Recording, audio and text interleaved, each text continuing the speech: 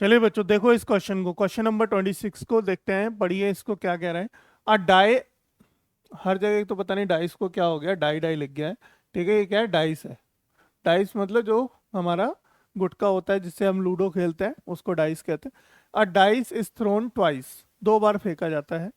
ठीक है, what is the probability that, क्या प्रोबेबिलिटी होगी। दो सिचुएशन क्रिएट करके दे दिया हमें। ठीक है, पहली situation, 5 will not come either time, एक बार भी 5 ना आए। और 5 will come at least one time, और कम से कम एक बार 5 आए। ठीक है, तो ऐसी प्रोबेबिलिटी ज्ञात करने के लिए हमें क्या करना पड़ेगा। देखो पैसे तो पहले तो हमें पूरे आउटकम्स निकालने पड़ेंगे, पॉसिबल आउटकम्स। ठीक है, तो पॉसिबल आउटकम्स निकालने के लिए हम क्या करेंगे, देखो कैसे करेंगे बताइए इस क्वेश्चन को,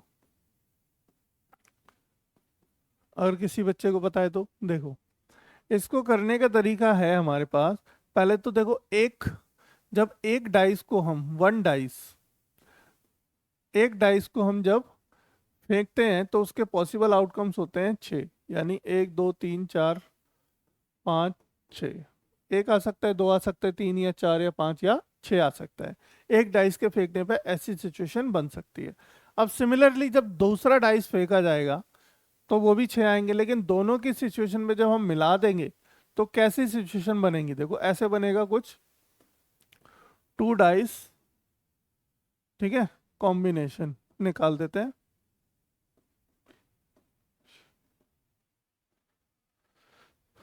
तो टू डाइस के कॉम्बिनेशन क्या आएंगे, देखो पहले में हो सकता है कि वन आए, दूसरे में हो सकता है वन आए, एक पॉसिबल इवेंट।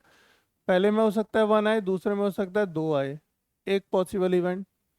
ठीक है, आउटकम, पहले में वन, दूसरे में तीन, पहले में वन, दूसरे में चार, पहले में वन, दूसरे में पाँच, पहले में वन, दूसरे में छः।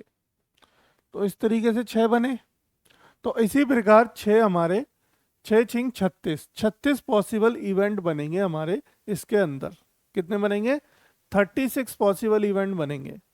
अब देखो इसके लिए मैं या तो इस तरीके से लिख लो सारे, या फिर मैं एक काम करते हैं, एक हमने पिक्चर बनाई है, उस पिक्चर को ले आते हैं इसमें, जिससे हमारा थोड़ा सा आसान हो जाएगा, और फिर हम समझा देते हैं।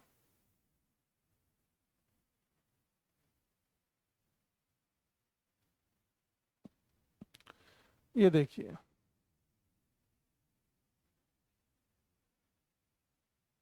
चलो इससे समझ लो। देखो ये हमारे पॉसिबल आउटकम होंगे, एक डाइस हमारा ये हो गया और दूसरा डाइस हमारा ये हो गया, जिसके ये फेस हो गए, इसके ये फेस हो गए। तो इसमें हमारे पास ये हो गया, ये हो गया, ये फिर से वन, ये टू, ये फिर से वन, ये थ्री, ये फिर से वन, ये फोर। इस तरीके से हमने यहाँ पे कॉम्बिनेशन ऑफ टू डाइस के पॉसिबल आउटकम्स बना लिए। ठीक है, कितने आए ये, 6 बाई 6 यानी कि 36, चेचिंग 36, 36 पॉसिबल आउटकम्स हैं जो आ सकते हैं। अब उसने हमसे बोला क्या है, उसने हमसे कहा है कि एक बार भी पांच ना आए। पहली प्रोबेबिलिटी क्या है कि 5 will not comes either time. पहले के लिए अगर हम प्रोबेबिलिटी निकालना चाहें, ठीक है, तो probability for 5 will not come, ठीक है, पांच एक बार भी ना आए, आए ही ना पांच मतलब। तो ऐसा कितनी बार होगा कि पांच ना आए। ठीक है, तो पांच देख रहे हो यहाँ पे, 1 2 3 4 5, पाँच यहाँ भी आ रहा है पाँच, 1 2 3 4 5, पाँच यहाँ भी आ रहा है पाँच। तो हमारे पास ऐसा कितनी बार हो रहा है, देखो जरा, देखो इस कॉलम में देखें, ध्यान देना जो मैं बना रहा हूँ इसको, है ना। और सिमिलरली हम इसको देखें, ठीक है, और ये देखिए, और ये देखिए अगला। यानी जो मैंने हाईलाइट किए हैं उन्हीं के अंदर आपके जो हैं 5 की सिचुएशंस क्रिएट हो रही हैं। उसके अलावा जितने रिमेनिंग बचे उनमें कभी भी 5 नहीं आया, है ना। तो इनको काउंट कर लेते हैं। देखो 1 2 3 4 5 6 7 8 9 10 और एक ये 11, ये रहा। तो यानी कि 11 हमारे पास ऐसे आउटकम हैं जिनमें 5 आ ही रहा है, कम से कम एक बार आया है या मैक्सिमम 2 बार आया है ना। कि 11 सिचुएशन ऐसी क्रिएट हो रहे हैं जिनमें 5 एटलीस्ट वन टाइम तो आया ही आया है। और बाकी अगर 11 को माइनस कर दो 36 में से, ठीक है, 36 में से हम यहाँ पे क्या करते हैं, 11 को माइनस कर दें तो कितना बचेगा हमारे पास, 25 बचेगा। तो 25 सिचुएशंस ऐसी बनेंगी, यानी पॉसिबल इवेंट 25 हो गए जिनमें कि 5 नहीं आएगा, और टोटल इवेंट कितने हैं, 36।